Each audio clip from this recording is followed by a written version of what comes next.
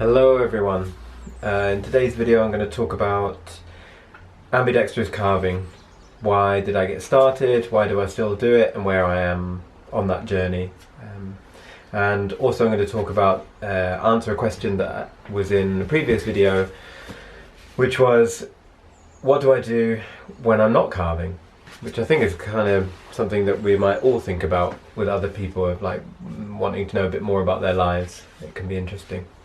And so let's get started with why ambidextrous carving. Well, many years ago I was talking to some friends of mine who I really admired. They were definitely better carvers than I was at the time, and he'd come back and said, "Oh, we've been carving with our non-dominant hand, and we call it playing jazz or something because it's a bit kind of different and a bit funky." So because I admired them too, and I thought, wow, if these two are going to do it, then I want to be at the start of that. And I think this was probably, maybe almost 10 years ago. And I went away and started practicing, and what I would do is I would do this. I would sit here and I would kind of think, okay, how does my right hand do it? Oh, okay, well, I can have my right hand teach my left hand how to do the same grip. And it took a long time to get more and more comfortable. I first of all would just start with maybe 30 seconds to a minute of just trying it. The muscle was very weak. Yeah, and then just like with my dominant hand, it started to build gradually over time, because I think I gave myself at least a year to really get to any kind of proficiency with it. That being said, there are still a few grips that I'm yet to get a grip with. So things like the chest pull grip, this one, I actually really can't do it that well with that one. It kind of still feels funny. However, other grips, like the kind of can opener one, that one's getting a lot stronger.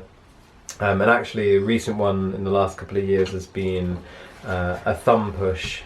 I've been trying to get that a lot smoother and feel a lot more comfortable with my non-dominant hand, and it's really started to get there now that I've put a bit more focus into it. One of the things that I often do get with people who, when I will introduce it, "Oh, try and carve with your non-dominant hand," they'll say, "Oh, but I'm afraid I'll cut myself," which I find understandable and yet a very interesting response, because when I started using my dominant hand and I started carving, I sort of knew I was going to cut myself the odd times. I knew that it wasn't unlikely that I would not cut myself, and so I think that maybe is masking another reason, like I just don't really want to put the effort into it because I enjoy carving with this one and I don't want to go through the uncomfortable stage of not being good at it again. I think that could be a reason. I think that's fair enough. However, I really enjoy it because there are kind of cuts, like if I'm doing this and looking down it, I can just swap hands and I can just continue. You know, I don't need to flip the workpiece over, and it also means that I can get into areas in a way where sometimes flipping it over and you need to use a whole different grip kind of doesn't work so well.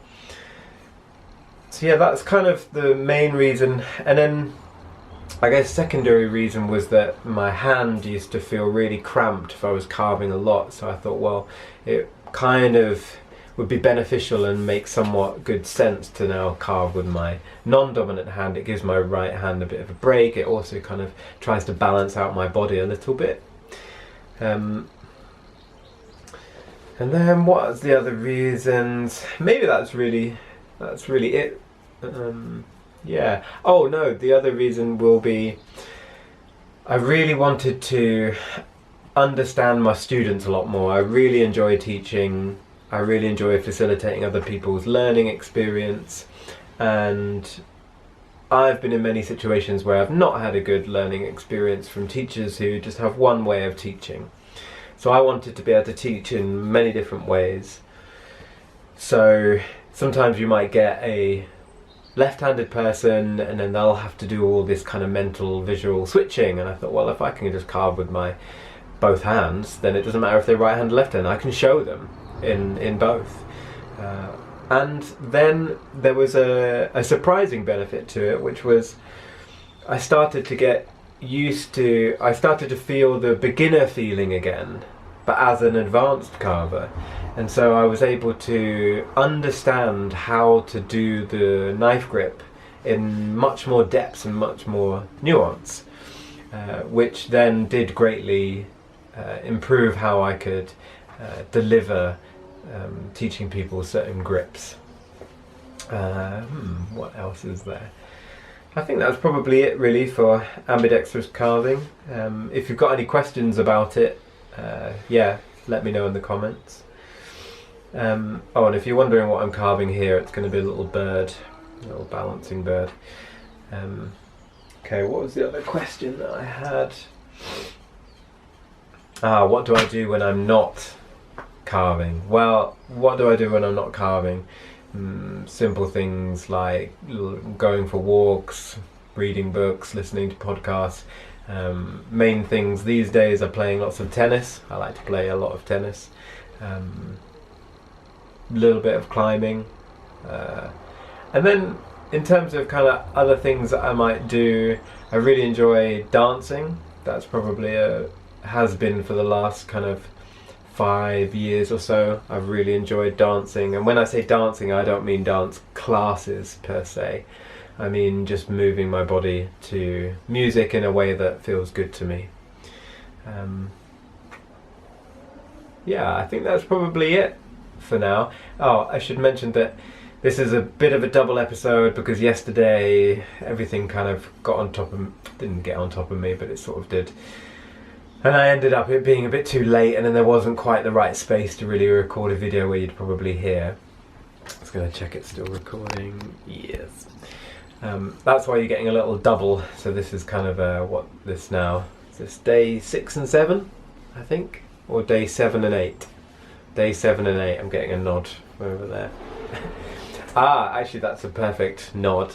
I said that I would reveal a exciting news, bug news, if you check my Instagram. Yeah, that I had some exciting news, and it would be that I'm going to be getting married very soon, and I've actually got a really great spoon carver in Germany, and he's going to be making our wedding rings for us. So I'm pretty excited about that. Yeah, and I guess that's one of the things that I was really hoping to do with this challenge, is to start inviting you in my life a little bit more, sharing a little bit more about me, so that maybe we could have a bit more of a deeper engagement with the people who have been following me for years, or new people. I think is really interesting. I know that I'm fascinated by people's lives. Okay, well that wraps it up for today, and I hope you're doing good, hope you're feeling well, and I'll see you for day 9. This is great. I'm really enjoying this challenge.